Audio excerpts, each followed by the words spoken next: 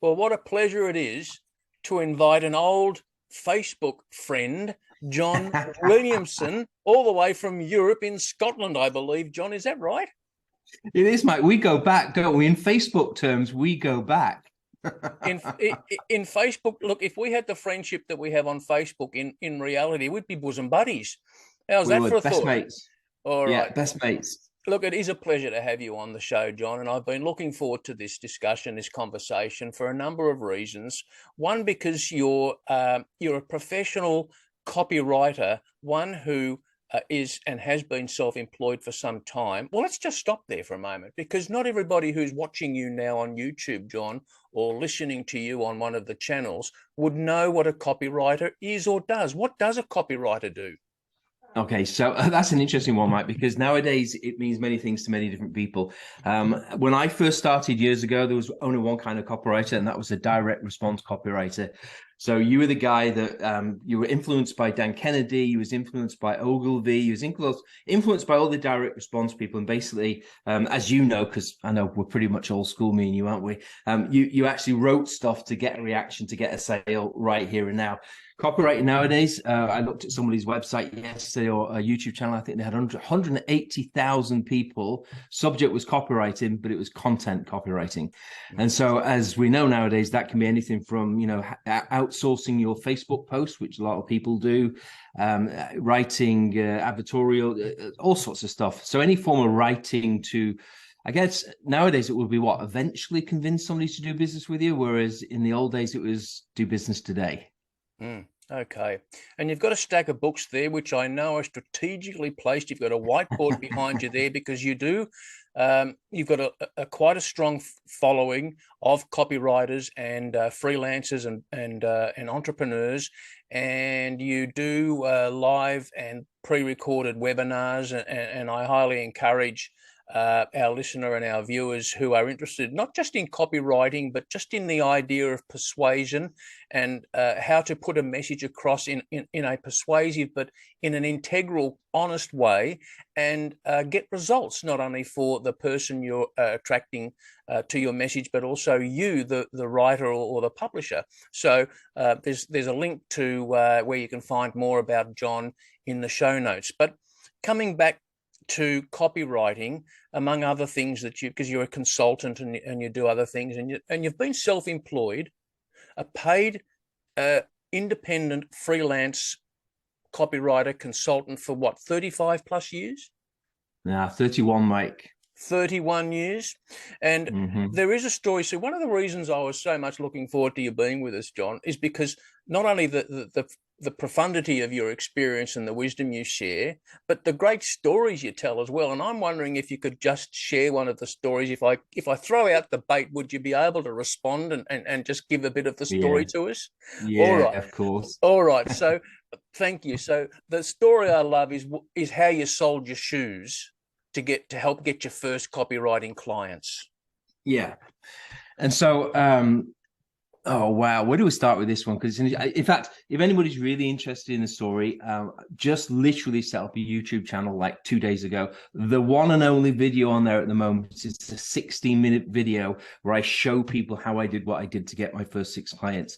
But I'm going to tell the story leading up to that, because I think the story leading up to it is more important than the actual story of what I did itself. Yeah. It's about attitude. And what I'm teaching the copywriting community, my little part of what I'm teaching, because there's a lot of people teach them how to write better copy, how to, do all that kind of stuff. I don't touch that kind of stuff. I look at the business of copywriting. How do you get clients? How do you get yourself ready to get clients? How do you overcome your limiting beliefs with regard to, am I good enough yet? Will anybody employ me? Why me? And all that kind of stuff. And so I was blessed, Mike, by doing 7 years in the life insurance industry, commission only direct salesman, before I went into copywriting. Blessed, I say. Indeed. It put skin on my back. The only thing better would be if you told me you're a door-to-door salesman selling vacuum cleaners. But keep going with the story. I've written another post about that, and it's called "Daddy Was a Kirby Vacuum Cleaner Salesman," because my old man, bless him, was a Kirby vacuum cleaner salesman. No and I way. swear to you, I must have, from a child of 2, 3, 4 years old, I must have been, this stuff must have been going in inside of me, listening to Oh, practicing in pitch and all that kind of it's thing. in your paradigm, without a doubt. Tell us So about the basically what happens shoes. is this. You know, we all have times in life where we're not quite sure where we're going to go next, and we don't know how it's going to work out, and we haven't got a plan and all that kind of stuff. Well, I found myself in one of those situations where I was in my 20s. I was like in between the life insurance business and what am I going to do next, and how's it going to work, and can I do it, and all that kind of thing. And I literally came across a copy of this book here, and that is the original book from 1991, Dan Kennedy, The Ultimate Sales Letter. And so I came across this book in the bookshop. I bought it, I read it, and I'm like, man, this is insane. Like, I don't have to go out and see people anymore. I can write one letter and send it to 10,000 people and still be in sales. And my mind was literally blown. Pretty much about the same time as that, maybe 2 or 3 months before, and I got a copy of How to Make Maximum Money in Minimum Time by Gary Halbert, which is another absolute classic, which I recommend to this day. People go and get. It's outdated in terms of the techniques, but the philosophy, the mindset, the attitude that Gary had towards going out there and drumming up business and making stuff happen, that was my original inspiration. I was like, man, people like this exist. This is insane. Like these entrepreneurs and wildcats and things like that. So I read that book, and then I read that book. And then basically between the two things there, I thought, I'll come up with an idea. I'll come up with something completely different than nobody else is doing. And literally at that moment, I was like, it wasn't that I was down to my last tin of beans. I wasn't in that situation, but I needed a bit of money. And literally I had a buddy come around the house, and he was looking at my church's shoes. You know, the church's shoes? I don't know if you guys get those down in Australia or in America, but they're like really expensive shoes. And I paid hundreds of dollars. But even back in 1991, hundreds of dollars for these pairs of shoes. They'd only been worn a half dozen times because they come out of the life insurance business. And he was admiring them. And I went, take them off my hands if you want. And he literally gave me the money. And I took that money and I bought postage stamps and envelopes and printer ink and all the rest of it. And literally got things set up from there. And that was it. It's a great story, and I encourage, again, particularly if you're a new or a budding copywriter or somebody who's thinking about, or your interest is piqued in listening to John explain the story about copywriting and how he got started and how he sold his shoes. Go look John up. I'll put a link in the show notes where you can find more about John, and sign up for his free YouTube channel. All channels on YouTube are free. But John, so you put pen to ink, so to speak, or keyboard to ribbon in the old typewriter, and you knocked out a letter of some kind that you put in the mail, and from that, business people responded to those letters, and you generated money. Yeah. And that's essentially what a copywriter does. Yeah, and it's that quick. And so my philosophy is this: if you're a copywriter and you're going to go to a client and say, if you employ me and give me some money, I'm going to show you how to get people to give you money, then I ought to be able to write something for myself, which I can send to people, which is going to get that. Do you see the point here? Yeah. And what most copywriters do, they learn copy, and then they sit back and go, right, I need a client. Where are they? Who's going to ring me up? I'll do a fancy Facebook post. They're not actually selling themselves. They're not using the skill they've learned. Even at a rudimentary level, I read one book and a week later I had 6 clients. Even at a rudimentary level, they won't get into the business of, I'm a salesman, because that's what we are. Yeah. Salesmanship in print, as it was originally, that's how they coined it. Direct mail is nothing more than salesmanship in print. They don't go, I'm a salesman, and the first sale I'm going to have to make is selling me. And so my big message, and this is interesting, Mike, I'm seeing this more and more, although pretty much all my posts, my channels, my newsletters and stuff like this are orientated towards the copywriting world. I'm getting people way outside of that industry now who are reading. Somebody yesterday said, I've just read all your posts, every post I could find. He has got nothing to do with, he runs a brick and mortar business on a high street somewhere. He says, I read every single post because I can see how this applies to me just as much as it applies to a copywriter. It's a mindset. Yeah, it's about understanding, and quite simply, Mike, if you recall, I don't know if I've ever shared this with you before, but the whole concept between that about that original mailing was this: that people have headaches, and we need to present ourselves as an aspirin to that person with a headache. Mm. And if you sort of like think about that consistently, like people got headaches, and when you got a headache, you need an aspirin. It's an analogy, obviously, but when they've got that, and my principle is this, that what we do is we write to them, we involve ourselves with them, we interact with them in such a way that that headache turns into a migraine. I love it. And then when they've got a migraine, what do they need next? They need super strength pills, and lots of them. That's us. I love it. I really do, John. And there's that wisdom coming through. You know your stuff. There's no doubt about that. So what about the millennial or the younger person who's listening to you, watching you now, and thinking, no one writes letters anymore. No one sends letters in the mail. Well, postage stamp. What's that? So what's copywriting like today in the 21st century? Okay, guys, so if you're listening to this and you don't think direct mail is still relevant, it's relevant today as ever. In fact, it's more relevant today than ever. Yes, we have to rely on a dysfunctional postal system in most countries nowadays. However, don't let that get in your way. There are still ways of using the direct mail to get huge results.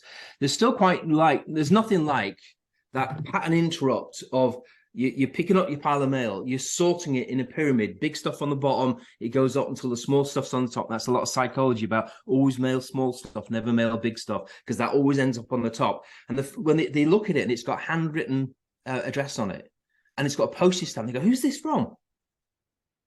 Now, listen, that's different than when you say, who's this from? Where's this from? Mm-hmm.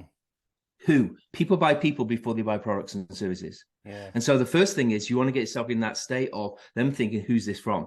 And then that physicality of opening it up and pulling it out and unfolding it, like there's a lot of stuff going on there which we can utilize in terms of engaging people, in getting their attention with whatever graphics we're putting on there, whether they open it up and something falls out on the table and they go, oh, what's that for? You know, there's a whole bunch of stuff we can do in direct mail which you just cannot do in any other medium. And David Ogilvy, he called it his secret weapon. Mm. Yeah. I call it my secret weapon because to this day, it's my secret weapon. Like if it's gone to the head time, like you have to get a result. I'd say to somebody, what would you rather do? Send 100 pieces of direct mail or 100 emails? Mm. And what answers do you get? I'm going to send direct mail every single day of the week. I ain't going to risk my life on 100 emails. Does that make sense? So much more we can do in that. So listen, I'm a huge fan of direct mail, and it's not unfounded. I'm a fan of direct mail because I've seen the results it can get, and you know they blow everything else out of water. I'm not saying it's the only thing because we do all sorts of other stuff nowadays. We do all the online stuff and everything else. But you know, I would encourage people to give direct mail a second look. Like don't overlook it, and don't be put off with the fact that you've got to put money on the envelope. Like you got to buy those stamps.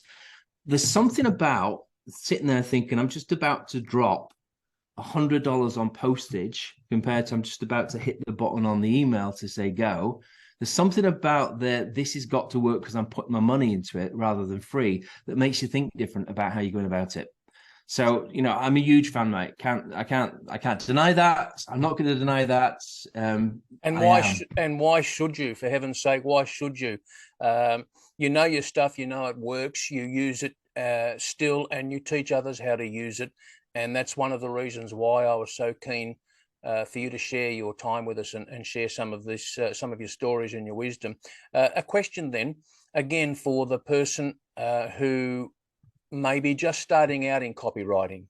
And you mentioned earlier about it being mindset more than anything, more than skill set. And so we're coming here, we're dovetailing now, John, into the overcoming adversity, coming back from setbacks concept of the discussion. And so tell me, has it all been for the last 31 years? Has it all been beer and Skittles, or is everything being handed to you on a silver platter? Have you not had to go to sleep and wake up at 3 o'clock in the morning with any worries about things, this, that, the other? In other words, what do you say to the new or even the established copywriter who may be going through the struggles the common struggles of copy? And I wanted to ask you that too. Sorry, 2 questions. What are the common struggles that a new copywriter can face? And 2, have you ever faced any struggles at all, and how did you overcome them? Okay, so most of my struggles have been self-imposed. Can relate. I put my hand up. I am a fully paid up member of the Idiocy Society. Okay, so Oh, I've screwed up many times. I've got into deals which I shouldn't have gone into because along the way I've run businesses and owned businesses and things like that. And I've made some big mistakes, like costing like tens of thousands of dollars of mistakes. And so here's the thing about and I hear exactly what you said. And I was laughing when you said it because I could see where the conversation was going. Yeah, we all have downs. We all do. I don't care who it is. And I've offered in the past with people to do a trade. Like, we'll you give me one of your problems, I'll give you one of my problems that I've had, and we'll see who gets out first. And I guarantee 90% of people will be out before they got to it because I've had some massive stuff in my time. Yeah. Here's, and I was talking about this with one of my mentor groups the other day. This is super important from my perspective anyway, is to be able to get yourself to live in the present, in the moment, like so in the moment that it's almost untrue. In the moment, like a Navy SEAL is in the moment when he's in a situation. In the moment, like a world-class boxer is in the moment in the 7th round and somebody's been hitting his head for the past 7 rounds and he's still there trying to be composed, trying to be cool, calm, collected, and making sure he's in that position to put that punch in. Cool, calm, and collected, like a brain surgeon that comes into a surgical situation, even though he's got all sorts of other stuff going on in his life and who knows what that might be. But in that moment, he is 110% present. There's nothing else affecting his thoughts. There's nothing else affecting his behavior other than this is the only thing on the planet that's worth giving my attention to right now. And so the thing that I have trained myself to do, and we're sort of trying to put some stuff together on this at the moment, trying to unpackage what it is. But the main thing is this: we all have stuff going on around us all the time. We're all affected by our past. Like, we've all got stuff we bring with us. Yeah, we keep bringing this big weight with us all the time. There's stuff that's happened to us that we don't like, stuff that's happened which we wish never happened, all that kind of stuff. But we bring that to the present, or we're worried about the future. So we're there thinking, what's tomorrow going to be like? What happens if this happens? What happens when? And so people are splitting their attention all the time across those, what I call those 3 time zones. So time zone 1 is today.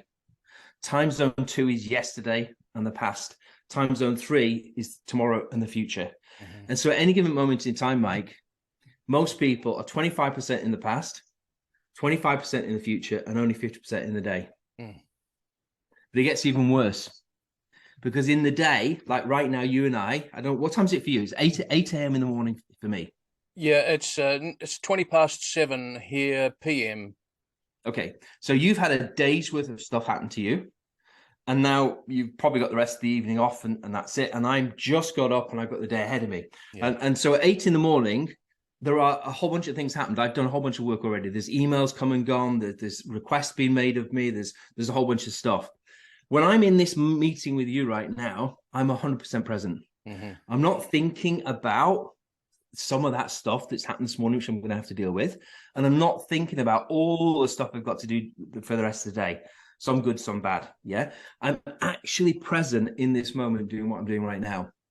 Whereas most people, they're 25% in the early part of the day, the 25% thinking about, the brain is engaged with what happens when I have that call later on today. How am I going to manage it? What if this happens? They're thinking about this in the background all the time. So they're only literally 50% here in the day. So 50% of the day versus 50% of the moment, that's 25%. So most people are only 25% with us right now because they're thinking about everything else on the planet. They're letting other things get inside their head.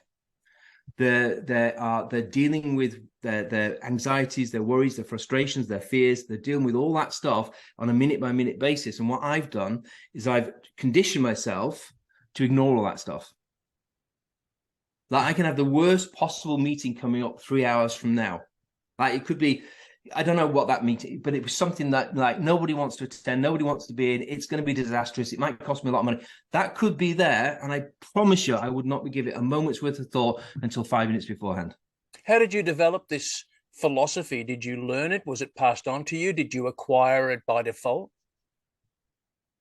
The first time I ever noticed it was when I was 17, and I was in the territorial army in the UK. So I used to give my weekends up to go and do it in the evenings and, be in the army that way. And then we used to go away on a camp, I think it was a 3-week camp in summertime. And I went up and the paras were there, the parachute regiment. There was about half a dozen of them there.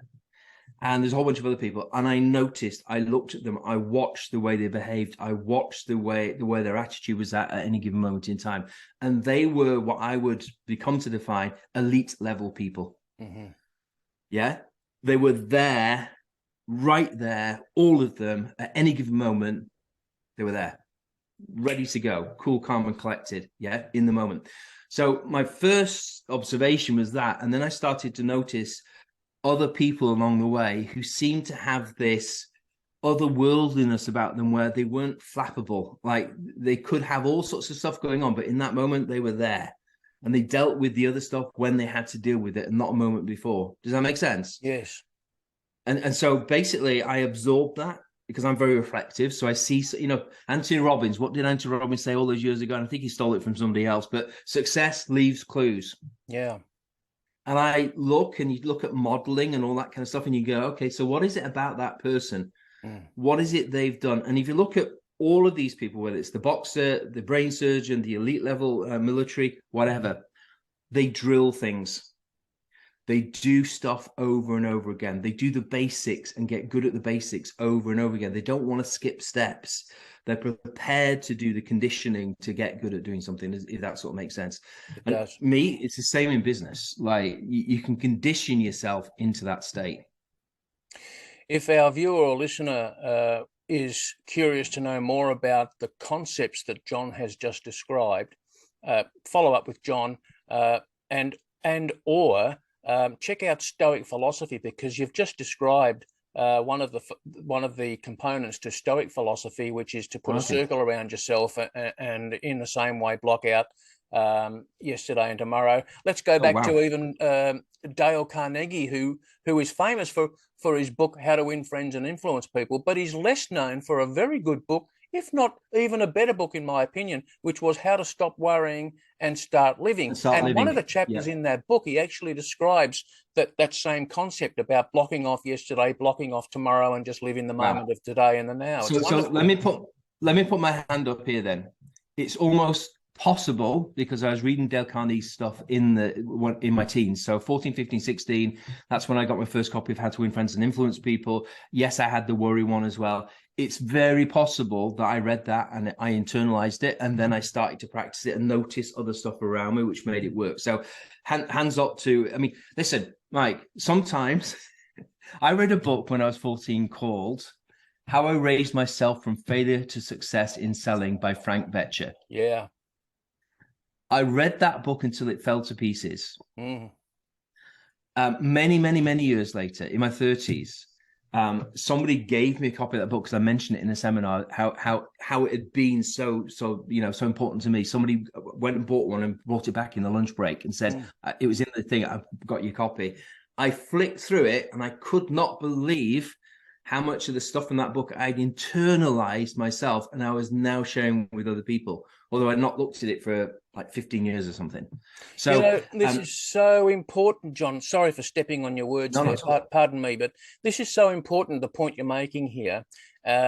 So the wisdom that I don't know, correct me if I'm wrong, maybe I'm off the planet here, but the wisdom that is in these books by the great classic authors are, I think, even more relevant today than they were back in the 20th century when they were written. And like you say, you wrote it, you read, and how relevant is it that you bring up that title, How I Raised Myself from Failure to Success in Selling by Frank Vetcher? If the listener or viewer has not picked up that book and you are in the business of being successful, go to a library, go to a secondhand shop, whatever you call them in your country, thrift shops, op shop, go anywhere, go online, there's probably a PDF of it, and read that book. It's a classic and it's a ripper, as John has just mentioned.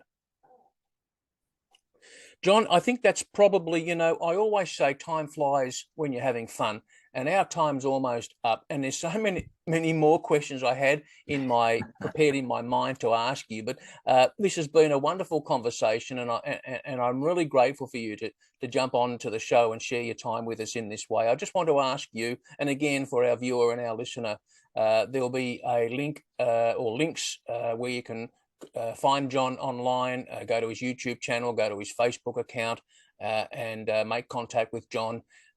He's a very, very approachable. He's very busy, and he guards his time, but he's very approachable. And I would recommend that you follow up. What parting advice might you give to because for some reason, John, what keeps flashing inside my mind is young, newbie copywriter struggling, needs to hear some encouragement.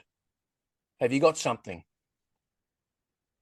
I guess the thing I'd say, which I'm sort of getting quite famous for saying, is the most important sale you're ever going to make is selling you on you. Because people buy people before they buy products and services. And if you've not sold you on you yet, don't expect them to buy that product. Okay. Yeah. And so the step back behind all this is people try to use discipline or hustle or whatever. But if you really haven't sold you on you yet, you don't like yourself. You're not like, you don't find yourself of value to the world and all that kind of stuff, then you're going to struggle. And one final book recommendation, Psycho-Cybernetics by Maxwell Maltz is the one book I have referred and recommended 1,000 times. Yes. As a manual for life, not a, hey, I'll quickly flick through that. I've literally read that book 100 times. Yeah. Right? I've got a copy on the floor right now. It's torn up in pieces because I've been teaching it to people recently. And so what I do is I tear all the chapters out so they're individuals so I can just deal with them one at a time and all that kind of thing. But that book there, Psycho-Cybernetics, that will teach you how to sell you on you. That will get you a robust, rock solid self-image, which is the most important thing, because after that, you can do anything. You know, still sitting there pardon me again, John. I heartily endorse that encouragement, that suggested recommendation, psycho-cybernetics and self-image psychology, if you want to categorize it, and how the author, Dr. Maxwell Maltz, who was a plastic surgeon, describes in that book, John, as you recall, probably better than me, how he would see in some patients, he'd do a nose job and notice how there was this massive difference in how the person saw themselves, not just because of the physical change of the nose, but because of the physical changes that happened in here. And that's what you're saying also about selling yourself on yourself and self-acceptance.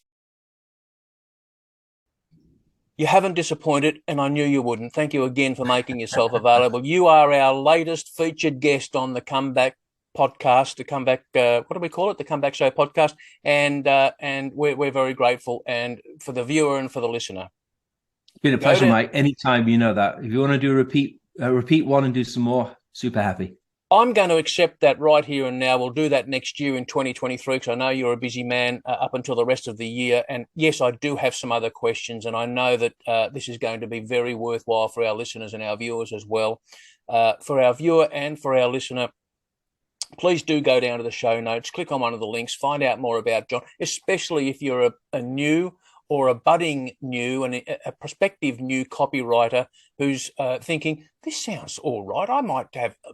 Is it too late for 15-second answer? Is it too late for somebody to get into copywriting? No way.